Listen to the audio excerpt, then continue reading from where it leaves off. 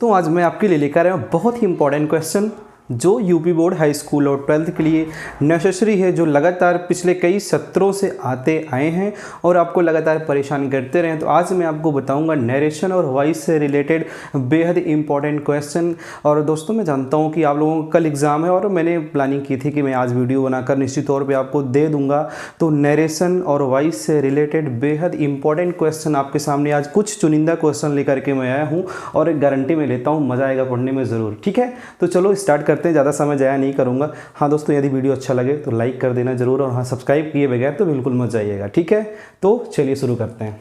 दोस्तों देखिए, नरेशन से रिलेटेड जो भी क्वेश्चन आते हैं थोड़ा हिसाब से आपको देखकर उस क्वेश्चन जो भी पुटअप्स होते हैं, सबसे पहले आप वाक्यों को देख लिया करिए कि वो वाक्य कहाँ से आए हुए हैं। वाक्य देखने के बाद ही मालूम चल जाता है कि इन वाक्यों को नरेशन हम कैसे करेंगे, यानी कि डायरेक्ट से इनडायरेक्ट में हम कैसे बदलेंगे। तो वाक्यों पर निर्भर करता है, वाक्य असर्टिव है, इंपरेटिव है, ऑप्टेटिव है, एक्सक्लेमेटरी है या और कैसा भी वाक्य है। वाक्यों को आप एक नज़र में देख लीजिए, ऐसी ट्रिक मैं आपको बताऊँगा कि एक बार में आपको समझ में आएगा। तो चलिए शुरू करते हैं। ठीक, देखिए दोस्तों, यहाँ पे पहला क्वेश्चन है नरेशन। सबसे पहले मैं आपको बताने वाला हूँ, इसके बाद ही मैं वाइस बताऊंगा, और बहुत ही इंपॉर्टेंट क्वेश्चन है। भले 5 क्वेश्चन है लेकिन लगातार बोर्ड एग्जाम में आते आए हैं। ठीक, तो इसको निश्चित तौर पे आप लोग देखिएगा। तो पहला क्वेश्चन है she said to me are you going to see my ailing mother's today. ठीक है ना, तो ध्यान दीजिए, पहले वाक्य को पहचानिए। वाक्य कैसा है? इंट्रोगेटिव है। कैसा वाक्य है? इंट्रोगेटिव है। यदि वाक्य इंट्रोगेटिव होगा तो आपको मालूम होना चाहिए कि यहाँ पे जो कॉमा, इन्वर्टेड कॉमा लगा है, इसको हम किससे रिमूव करेंगे? इफ या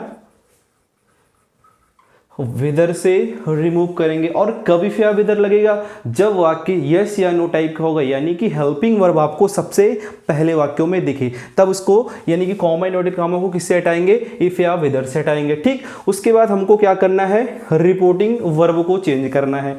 यदि वाक्य इंट्रोगेटिव है तो रिपोर्टिंग वर्ब को हम किससे चेंज करते हैं? आस्क्ड से चेंज करते हैं। ठीक, ये दोनों चीज आपको मालूम हो गया। यदि वाक्य यस या नो टाइप का है तो कॉमा, इन्वर्टेड कॉमा को इफ या विदर से चेंज करेंगे। यदि WS टाइप होगा तो वही इसी को आप यहाँ का क्या करोगे? इसकी जगह पे उतार दोगे। तो चलिए चेंज करते हैं। चलिए दोस्तों चेंज करते हैं। तो आपका सी सब्जेक्ट है, सेड टू चेंज होगा किसमें? आस्क्ड में। उसके बाद ऑब्जेक्ट कौन है? मी है। और मी के बाद मैंने आपको बताया कि यस या नो टाइप का क्वेश्चन है तो इफ या वेदर में कोई एक आप यूज कर सकते हो। ठीक, उसके बाद इन वाक्यों को आप क्या बनाओगे? असर्टिव बनाओगे। अब असर्टिव में बनाने का नियम आपको मैंने पिछली क्लासेस में बताया है, एक बार मैं फिर से बताऊंगा। यदि वाक्यों को असर्टिव बनाओगे तो सब्जेक्ट पहले, फिर वर्ब, फिर ऑब्जेक्ट आएगा। ठीक है ना, तो यहाँ पे यू को चेंज करेंगे हम किससे? मी से। यू सेकंड पर्सन प्रोनाउन है और चेंज होता है रिपोर्टिंग वर्ब के ऑब्जेक्ट से। तो यू कौन सी केस में है? नॉमिनेटिव केस में है। और मी कौन सी केस में है? ऑब्जेक्टिव केस में है। और मी जब बदलेगा यू से तो मी बदलेगा यू वाली केस में। तो यहाँ पे क्या लिखा जाएगा? आई लिखा जाएगा। ठीक, तो यहाँ पे आपने आई लिख दिया। अब क्या होगा? टेंस में परिवर्तन होगा। अब टेंस में परिवर्तन होगा तो आई के साथ ध्यान दीजिए, आर है, इज एम आर है तो किस में चेंज होता है? वॉज वर्ब में चेंज होता है। तो आई के साथ क्या लगेगा? क्या लगेगा? आर है यहाँ पे, तो क्या लगेगा? यहाँ पे आई वॉज हो जाएगा। I was. अब यहाँ पे क्या है? गोइंग। अब वर्ब आपको ऐसे ही उतार देनी है। ठीक है ना, आई वॉज गोइंग टू सी। अब माई देखो, माई कौन सा पर्सन प्रोनाउन है? फर्स्ट पर्सन प्रोनाउन है। कौन सी केस है? पजेसिव केस है। किससे बदलेगी? रिपोर्टिंग वर्ब के सब्जेक्ट से। इसको किससे बदलेंगे? रिपोर्टिंग वर्ब के सब्जेक्ट से चेंज करेंगे। चलिए इसको बदल के आपको दिखाते हैं। यहाँ पे माई है, यहाँ पे सी है। अब माई को हम जब सी से चेंज करेंगे तो सी इसकी केस में आएगा तो क्या हो जाएगा? हर हो जाएगा। To see her ailing mother. अब टू डे किस में चेंज होता है? दैट डे में चेंज होता है। तो यहां से आप फुल स्टॉप मार्क लगा दोगे और जो क्वेश्चन मार्क आपका लगा हुआ है वो रिमूव हो जाएगा। ओके, तो ये रहा पहला क्वेश्चन। और बहुत इत्मीनान से पढ़िएगा, जल्दबाजी मत करिएगा और वीडियो को इसको बिल्कुल मत करिएगा। तो दूसरा क्वेश्चन लेते हैं। देखिए क्या लिखा है? The teacher said to the boys work hard to pass the examination. अब ध्यान दीजिए, कोई भी अध्यापक अपने छात्र को क्या करेगा, एडवाइस देगा। और एडवाइस क्या दे रहा है कि वर्क हार्ड, कठिन मेहनत करो। किस चीज़ के लिए मेहनत करो, कठिन, टू पास द एग्जामिनेशन, परीक्षा को पास करने के लिए क्या करो, कठिन मेहनत करो। देखिए इसका एक मैं शॉर्टकट तरीका बताता हूँ। ये वर्क कौन सी है, वर्ब की फर्स्ट फॉर्म है और ये क्या है, ऑब्जेक्ट है। जब आपको स्ट्रक्चर ऐसा दिखे, जब आपको स्ट्रक्चर आपको ऐसा दिखे तो क्या करोगे, मान लो ये वाक्य कौन सा होगा, फिर इंपेरेटिव सेंटेंस होगा। जब इंपेरेटिव सेंटेंस होगा तो उसकी शुरुआत वर्ब की फर्स्ट फॉर्म से होगी। तो ऐसे वाक्यों को चेंज करने के लिए हम सबसे पहले अगर देखें तो कॉमा इन्वर्टेड कॉमा को हटाने के लिए टू का प्रयोग करते हैं। वाक्य चाहे जैसा लिखा हो, बस स्ट्रक्चर ऐसा हो। यदि वाक्य इंपेरेटिव है तो कॉमा इन्वर्टेड कॉमा को टू से हटाओगे, ठीक। और उसके बाद जो आपकी रिपोर्टिंग वर्ब है, रिपोर्टिंग वर्ब को हटाने के लिए हम दिए गए वाक्य के सेंस को देखते हैं। देखिए सेंस को अगर हम देख लेंगे, समझ जाएंगे ना, तो मालूम चल जाएगा कि रिपोर्टिंग वर्ब किस में बदलेगी। अब यहाँ पे जो अध्यापक है यानी टीचर है, वो बच्चे से बोल रहा है कि कठिन मेहनत करो किस चीज़ के लिए, पास होने के लिए। अब टीचर बच्चे को क्या कर रहा है, एडवाइस दे रहा है, ठीक। तो रिपोर्टिंग वर्ब किस में बदलेगी, एडवाइस में बदलेगी। चलो लिख के, द टीचर सेट किस में चेंज होगा, एडवाइज्ड में, और द वाइज। अब यहां से कॉमा, इन्वर्टेड कॉमा किससे रिमूव होगा, टू में रिमूव होगा। और उसके बाद जितने सारे वाक्य दिख रहे हैं आपको एज इट इज उतार देने हैं। Work hard to pass the examination, ये रहा आपका दूसरा वाक्य। यदि वाक्य इंपेरेटिव सेंटेंस हो, यदि वाक्य का स्ट्रक्चर कुछ इस प्रकार हो, तो आप वाक्यों को देखते ही समझ जाओ कि यह वाक्य इंपेरेटिव सेंटेंस से आया हुआ है। और वहाँ पे कॉमा इन्वर्टेड कॉमा को हम टू से हटाएंगे, यानी कि टू लिखेंगे इसकी जगह पे। और जो रिपोर्टिंग वर्ब होगी, रिपोर्टिंग वर्ब को वाक्यों के यानी कि जो सेंटेंस इन्वर्टेड कॉमा के अंदर बंद है उसके सेंस के अनुसार हम रिपोर्टिंग वर्ब को चेंज करेंगे, ठीक। तो ये रहा आपका दूसरा क्वेश्चन। अब आपको हम बताते हैं तीसरे क्वेश्चन के बारे में। देखिए तीसरा क्वेश्चन क्या लिखा है, the peon said to the principal, मतलब एक चपरासी है वो प्रिंसिपल से कह रहा है, क्या कह रहा है, क्या बोला कि प्लीज़ कृपया गिव मी सम मनी, मुझे कुछ पैसे दो। अब जो चपरासी होगा वो प्रिंसिपल से क्या करेगा, ऑर्डर करेगा क्या, नहीं करेगा। क्या करेगा, पैसे को मांगेगा। और कैसे मांगेगा, विनम्रता से मांगेगा, रिक्वेस्ट करेगा, प्लीज़ बोलेगा। देखो चपरासी या प्रिंसिपल से रिक्वेस्ट तो करेगा ही नहीं, ऑर्डर तो कर नहीं सकता। तो यहाँ पे आपको करना क्या है, देखिए वाक्य तुरंत पहचान दीजिए। जो प्लीज़ लगा है ना, ये वाक्यों में जो गिव मी सम मनी थोड़ा इम्फेसिस कर रहा, मतलब थोड़ा भावनात्मक रूप से ये शब्द को जोड़ा गया है प्लीज़ को।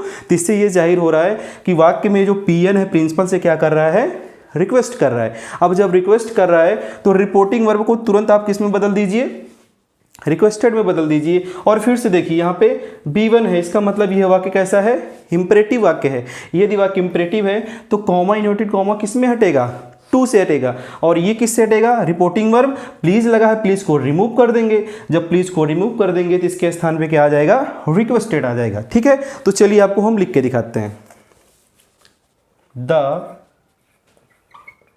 PN requested the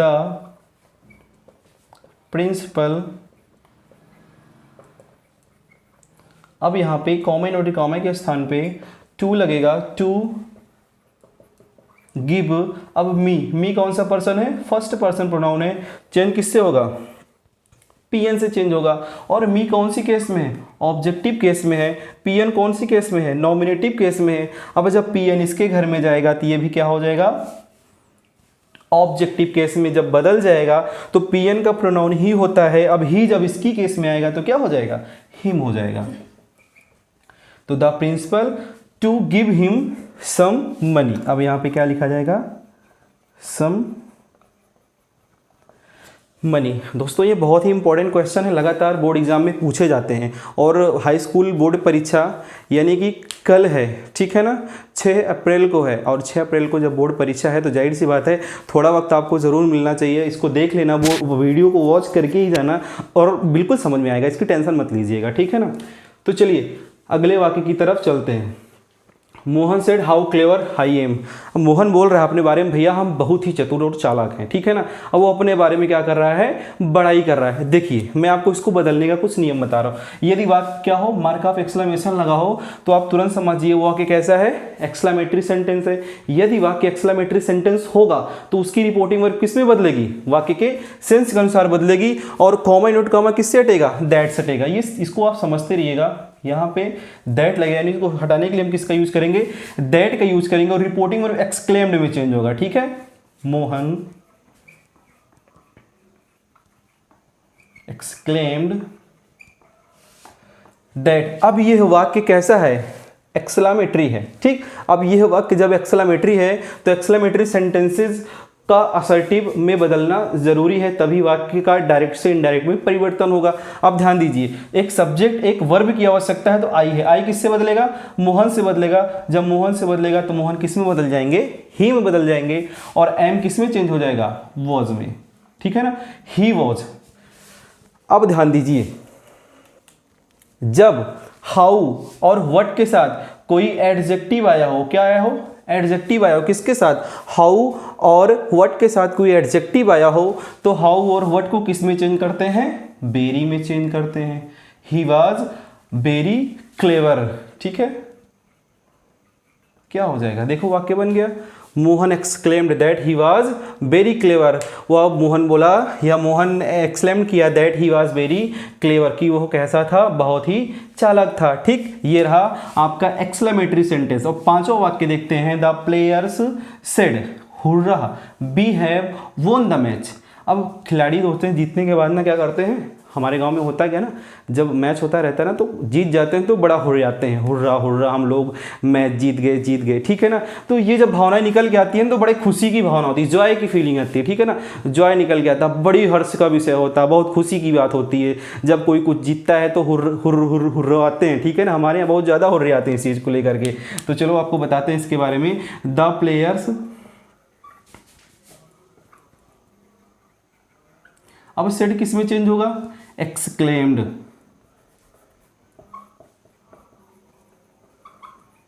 with Joy, ठीक। The players exclaimed with Joy. अब लगेगा यहाँ पे दैट। अब दैट के बाद है यहाँ पे क्या, बी। अब ये हट गया, हुर्रा हटा, किससे हटा, ये एक्सक्लेम्ड विथ जॉय से हटा। जो हुर्रा है हटा, रिमूव किया किसकी वजह से, एक्सक्लेम्ड विथ जॉय की वजह से। अब कॉमा नोट कॉमा किससे हटा, दैट की वजह से। अब बी चेंज होगा द प्लेयर्स में, बी प्लूरल है, द प्लेयर्स भी प्लूरल है, बी सिंगुलर है, ध्यान सॉरी, बी प्लूरल है और द प्लेयर्स भी प्लूरल है। लेकिन जो बी है कौन सी केस में है, नॉमिनेटिव केस में है, प्लेयर्स भी नॉमिनेटिव केस में है। अगर जब प्लेयर्स को हम इसकी केस में लेकर जाएंगे तो प्लेयर्स किस में बदल जाएगा, दे में बदल जाएगा। किस में बदल जाएगा, दे में बदल जाएगा। दे हैव किस में चेंज होगा, हैड में चेंज होगा। वोन the match.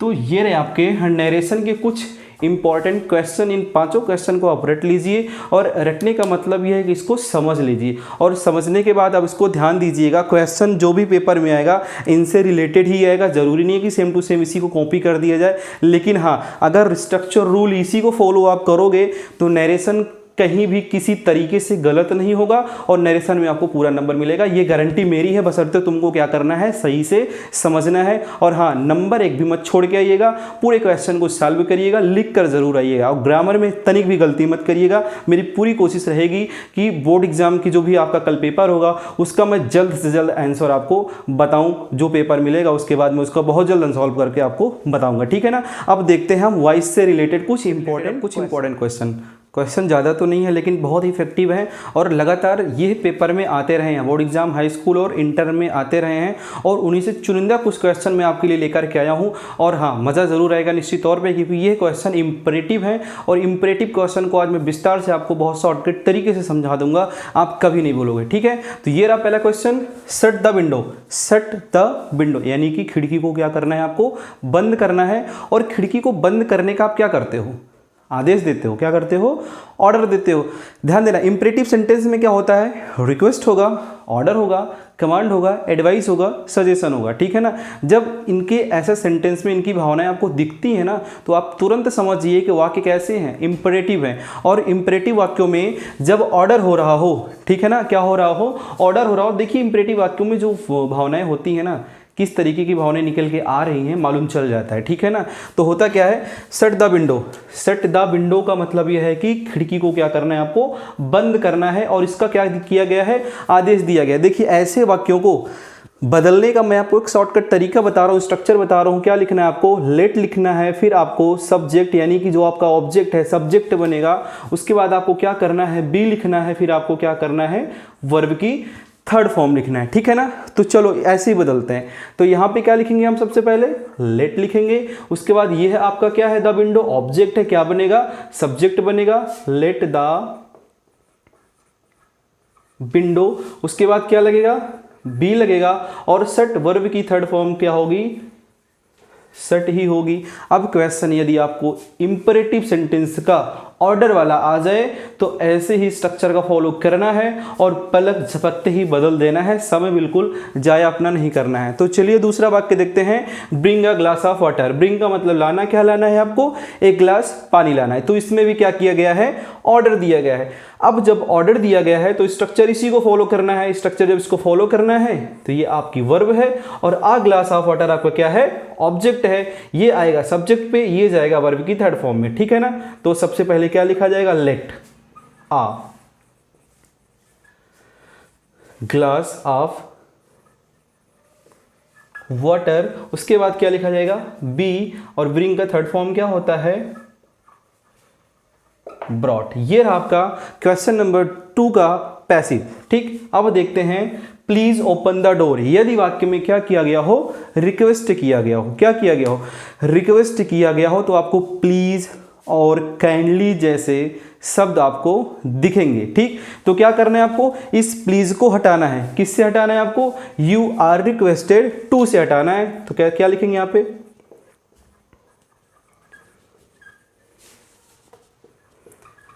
You are requested to. अब इस प्लीज को किससे हटाना है, इसका स्ट्रक्चर सिंपल सा है, यू आर रिक्वेस्टेड टू लिख देना है। उसके बाद जो भी वाक्य आपका दिख रहा है उसको एज इट इज यानी कि वर्ब की फर्स्ट फॉर्म के साथ आपको उतार देना है। इसकी वर्ब में कोई भी बदलाव नहीं होगा, ठीक। तो सेम टू सेम वैसे ही दूसरा वाक्य है, इसको भी चेंज करते हैं हम यू आर रिक्वेस्टेड टू में।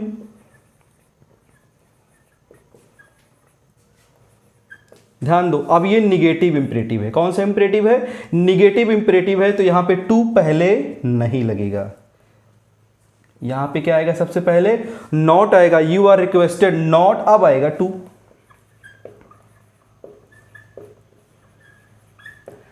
Disturb, you are requested not to disturb. ये वाक्य आपका कौन सा था, निगेटिव इंपरेटिव था। और कैसा वाक्य था, जिसमें रिक्वेस्ट किया जा रहा था। रिक्वेस्ट किए गए वाक्य में आपको प्लीज को रिमूव करना है। किससे रिमूव करना है, यू आर रिक्वेस्टेड टू से रिमूव करना है। उसके बाद वर्ब की फर्स्ट फॉर्म के साथ जो भी वाक्य लिखा होगा उसको उसी तरह उतार देना है, यानी कि इसकी वर्ब में कोई भी परिवर्तन नहीं करना है, ठीक। तो चलिए अगला वाक्य देखते हैं, वर्क हार्ड। क्या करो, कठिन मेहनत करो। इसका मतलब इसमें क्या किया गया है, एडवाइस दी गई है। क्या किया गया है, एडवाइस दिया गया है। तो ऐसे वाक्यों को बदलते समय हमें क्या करना है, देखिए छोटे छोटे शब्दों वाले जो वाक्य होते हैं, नहीं कि छोटे छोटे वाक्य होते हैं, यहाँ पे कंफ्यूजन होती है कि इस वाक्य को कैसे बदलें। तो वाक्य के सेंस को समझिए कि वो कह क्या रहा है, उसी के अकॉर्डिंग उसको चेंज करिए। तो वर्क हार्ड, कठिन मेहनत करो। तो कठिन मेहनत करने के लिए क्या किया जाता है, एडवाइस दी जाती है, आपको सलाह दिया जाता है। अब जब सलाह दिया गया है तो कैसे चेंज करोगे, you are advised to work hard, ठीक। ऐसे ही आपको जिनमें एडवाइस किया गया हो तो एडवाइस वाले वाक्यों को, जैसे आपने प्लीज वाले वाक्यों को यू आर रिक्वेस्टेड टू में चेंज किया था, वैसे ही एडवाइस वाले वाक्यों को एडवाइज्ड टू में, यानी कि यू आर एडवाइज्ड टू में चेंज करना पड़ेगा। ठीक, तो चलिए अगला वाक्य देखते हैं, आई नो हर। देखिए ये वाला वाक्य जब आता है तो बच्चे थोड़ा कंफ्यूज होते हैं कि इसमें बाई का प्रयोग होगा कि नहीं होगा। देखिए कुछ वर्ब ऐसी होती हैं जिसमें कोई एक्शन नहीं होता है, सिर्फ भाव दिखता है, यानी कि मनोभाव दिखता है, एक्शन नहीं होता। तो नो मतलब जानना, तो इसमें कोई एक्शन नहीं हो रहा है, जानने का मनोभाव प्रकट हो रहा है। ठीक है ना, ऐसे वाक्यों को बदलने के लिए ये है प्रीपोजिशनल वर्ब होती हैं। ठीक, तो इनको बदलने के लिए क्या करना पड़ेगा, हर को यहां लाएंगे, क्या हो जाएगा सी। अब वर्ब देखना पड़ेगा, ये कौन सी है वर्ब की फर्स्ट फॉर्म है, इसका मतलब यहां पे क्या लगेगा सी इज। अब इसका थर्ड फॉर्म क्या होगा नोन, उसके बाद क्या लगेगा टू, आई का क्या होगा ऑब्जेक्टिव केस मी। ये रहा आपका वाक्य। इस वाले वाक्य पे विशेष गौर करिएगा क्योंकि ऐसे वाक्य आपको फंसा ही देते हैं। ठीक है ना, तो ये रहा आपके लिए बहुत ही इंपॉर्टेंट क्लास मैं आपके लिए लेकर के आया था, नरेशन और वॉइस से रिलेटेड। दोस्तों आशा करता हूँ कि आपको वीडियो अच्छी लगी होगी, और अच्छी लगी होगी तो वीडियो को लाइक शेयर एंड सब्सक्राइब करना ना भूलना। और आने वाले दिन में मैं आपको बोर्ड एग्जाम से रिलेटेड जो भी क्वेश्चन आए रहेंगे, यानी कि जो परीक्षा हो जाएगी, परीक्षा के होने के बाद जो भी पेपर आएगा उसको मैं उसका आंसर मैं पूरी तरीके से जल्द आपके पास पहुँचाने की कोशिश करूँगा। और दोस्तों आने वाली वीडियो हो सकता है आपको कुछ नए तरीके से मिले, क्योंकि हमारी क्लासेज में आपको शायद रीजनिंग भी देखने को मिल सकती है और मैथ भी देखने को मिल सकती है। तो उस चैनल को सब्सक्राइब कर लीजिएगा, आपको इंग्लिश विद आलोक पर रीजनिंग और मैथ की क्लासेज और बेहतरीन क्लासेज देखने को मिलेंगी। कॉम्पिटिटिव लेवल एग्जाम की तैयारी अच्छे से इसमें करवाई जाएगी। और वीडियो को सब्सक्राइब करना ना भूलिएगा। और हाँ, इतना सारा प्यार देने के लिए बहुत बहुत धन्यवाद आपका।